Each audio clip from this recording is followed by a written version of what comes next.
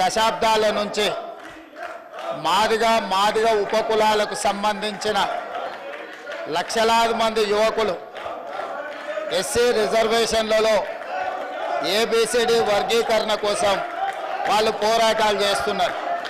గత ప్రభుత్వం ఏబిసిడి వర్గీకరణ మీద కేంద్రానికి ప్రధానమంత్రికి విజ్ఞప్తి చేయడానికి అఖిల పక్షాన్ని తీసుకెళ్తామని చెప్పి తీసుకుపోకుండా మాదిగ సోదరులను మోసం చేయడం జరిగింది.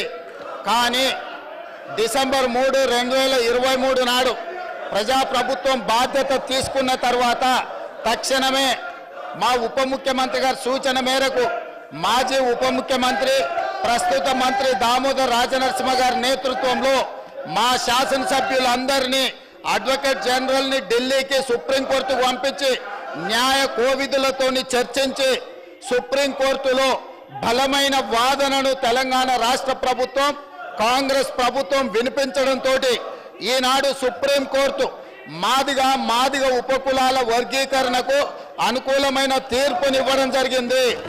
నేను మనస్ఫూర్తిగా సుప్రీంకోర్టు కాన్స్టిట్యూషనల్ బెంచ్కు రాజ్యాంగ ధర్మాసనానికి మనస్ఫూర్తిగా కృతజ్ఞతలు తెలియజేస్తున్నా. 7 మంది జడ్జిలలో 6 మంది జడ్జిలు రాష్ట్రాలకు ఏబిసిడి వర్గీకరణ చెయ్యడానికి అనుమతి ఇచ్చింది.